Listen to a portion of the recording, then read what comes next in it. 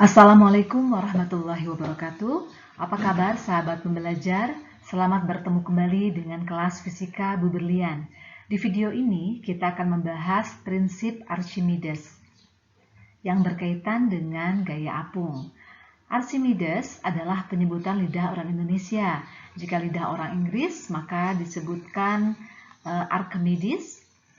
Namun di sini Ibu akan menyebutkan dengan penyebutan Archimedes. Saat kita melihat batu yang tenggelam, mungkin kita mengira hal itu karena berat batu. Tapi mengapa ada pula batu yang terapung? Apakah karena batunya lebih ringan? Tapi kemudian kita melihat adanya kapal pesiar yang sangat besar, misalnya Royal Caribbean. Kapal ini memiliki bobot yang sangat besar, sehingga mencapai 5 kali bobot dari kapal Titanic. Mengapa kapal yang sangat besar dan masif ini mampu terapung di atas permukaan air? Kita juga melihat adanya botol yang isinya kosong, kemudian misalnya diisi dengan kertas, dengan surat, kemudian botol itu ditutup, kemudian botol itu terapung di atas permukaan air, atau kita juga melihat penyelam yang mampu berenang sampai ke melihat terumbu karang seperti ini. Kita perhatikan di gambar apa yang menyebabkan hal itu dapat terjadi. Kemungkinan benda di dalam air ada 3, bisa tenggelam, terapung, atau melayang. Di video sebelumnya kita sudah membahas tentang bagaimana peristiwa telur yang tenggelam, kemudian terapung dan melayang. Silakan kalian cek lagi video demonstrasi tersebut, akan Ibu sematkan di bawah deskripsi video ini. Berikut adalah prinsip Archimedes. Menurut Archimedes, sebuah benda yang tercelup sebagian atau seluruhnya di dalam fluida mengalami gaya ke atas yang besarnya sama dengan berat fluida yang dipindahkan. Kita lihat pada gambar di sini, ada sebuah balok yang ditimbang, kemudian masanya 7 lb ya. Di sini 1 lb itu setara dengan 1 pound. Jadi penyebutan lb atau notasi lb itu menyatakan 1 pound. Ukuran massa dalam bahasa Inggris juga sama dalam dipakai di Belanda. 1 pound itu setara dengan 0,453592 kg. Oke, kita contohkan saja, kita ubah misalnya di sini kita ubah LB-nya menjadi kilogram, seperti itu ya. Ini kita rubah saja sebagai kilogram agar kita lebih familiar. Oke, misalnya di sini massa benda di udara adalah 7 kg. Sini kalau massanya 7 kg, artinya berat benda di udara ini, kita bilang saja W di udara ini sama dengan 70 Newton. Ya, karena apa? Karena kita tahu bahwa berat itu sama dengan massa dikalikan percepatan gravitasi bumi. Jika G-nya kita ambil 10 meter per sekon kuadrat, maka berat benda di udara ini sama dengan 70 Newton. Oke, ternyata ketika ditimbang di dalam fluida, di dalam zat cair, ternyata seolah-olah massanya berkurang, ya. Nah, di sini berarti kalau menunjukkan angka 4, berarti berat benda di dalam fluida itu sama dengan 40 Newton. Nah, yang menarik adalah pada saat benda ini dimasukkan ke dalam zat cair, maka kalau wadahnya seperti ini, wadahnya diisi penuh dengan air, kemudian ada balok yang masuk ke dalam air, ternyata ada volume air yang sama dengan volume benda tercelup ini yang akan tumpah. Jadi sekali lagi, semakin besar volume benda tercelup, maka akan semakin banyak volume air yang terdesak atau yang tumpah, yang volume air ini sama dengan volume benda tercelup. Nah, misalnya jika volume benda yang tumpah ini diukur masanya, maka masanya 3 kg. Atau berat zat cair yang tumpah ini sama dengan, sini berat zat cair yang tumpah ini sama dengan 30 Newton. Ini sangat menarik sekali, kita perhatikan. Berat benda di udara di sini 70 Newton, kemudian berat benda di dalam fluida 40 Newton. Nah, kemana yang 30 Newtonnya? Nah, ternyata akan ada gaya ke atas yang besarnya 30 Newton. Jadi, berat yang hilang itu menjadi gaya ke atas ya, gaya ke atas yang besarnya di sini 30 Newton. Oke, ini pengulangan saja dari slide yang sebelumnya. Kita lihat di sini, jika balok ditimbang di neraca pegas, maka balok ini berat yang diperlihatkan oleh neraca pegas adalah berat balok di udara. Kemudian jika balok ini dimasukkan ke dalam fluida, maka berat yang terukur di neraca pegas adalah berat benda di dalam air. Nah, kemudian pada saat balok dimasukkan ada air yang tumpah ya dan masuk ke gelas ukur. Nah, ternyata jika berat zat cair yang tumpah ini diukur, maka beratnya adalah seberat W zat cair ya. Nah, sangat menarik bahwa ternyata kita perhatikan di sini, berat benda di udara dikurangi berat benda di dalam air itu sama dengan berat zat cair yang tumpah atau yang dipindahkan oleh benda tersebut.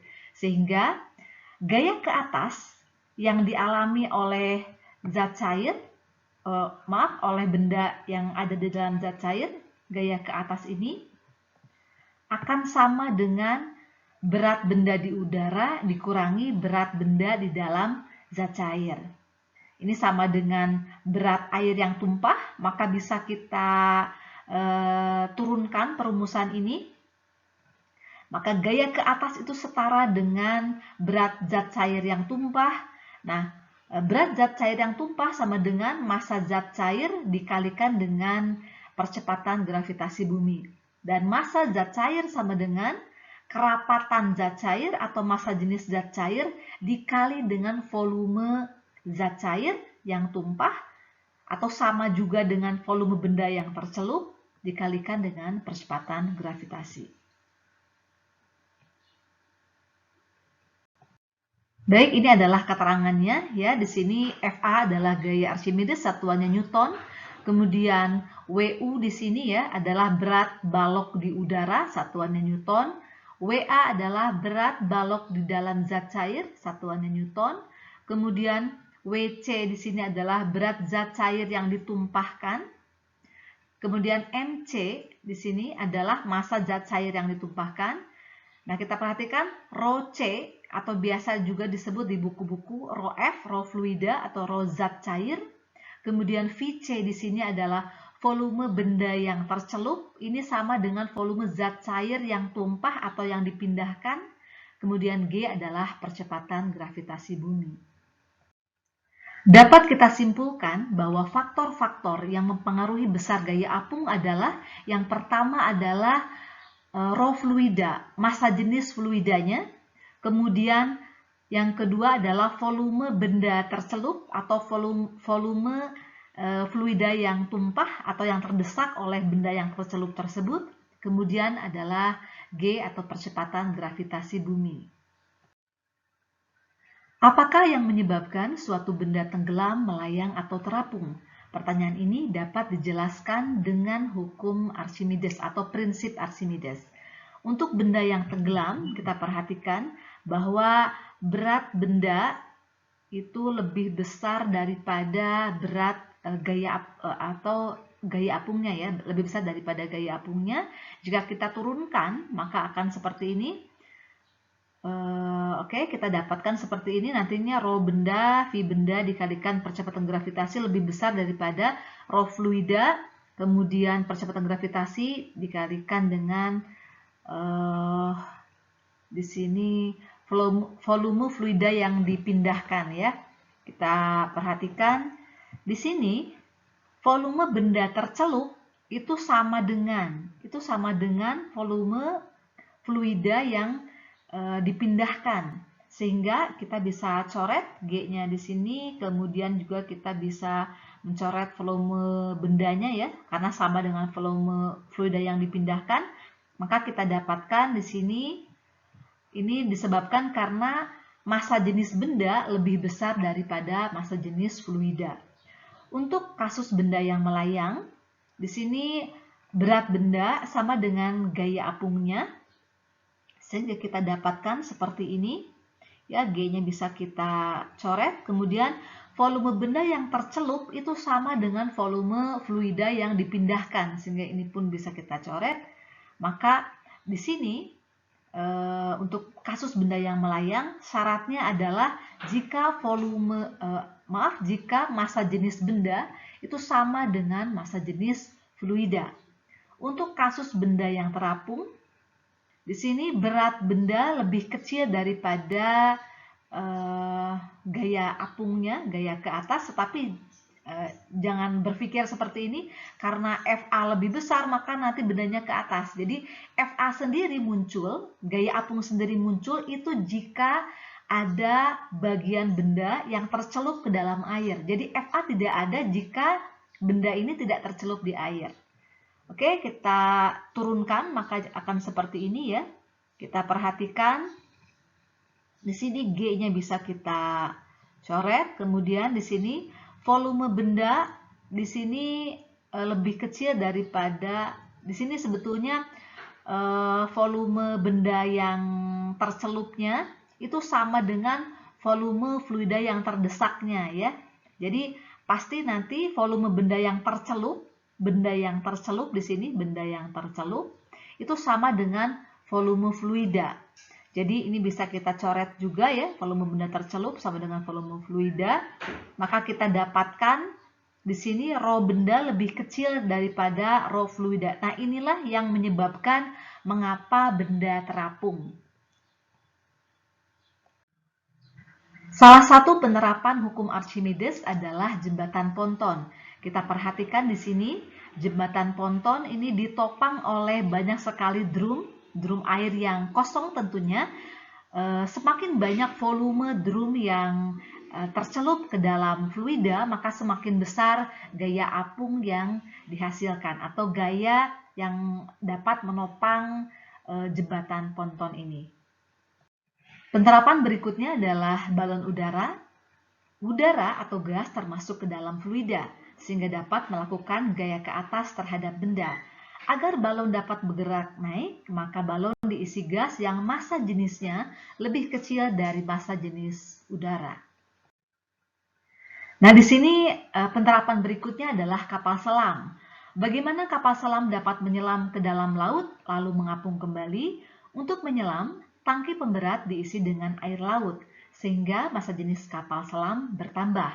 Untuk mengapung kembali, air laut dikeluarkan dari tangki pemberat supaya massa jenis kapal selam menjadi berkurang. Bagaimanakah kapal sebesar Royal Caribbean ini dapat mengapung di atas permukaan air?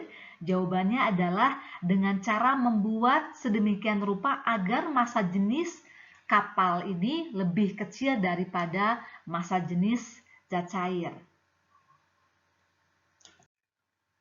Demikian pembahasan kita tentang prinsip Archimedes. Terima kasih telah menyaksikan video ini, semoga bermanfaat. Assalamualaikum warahmatullahi wabarakatuh.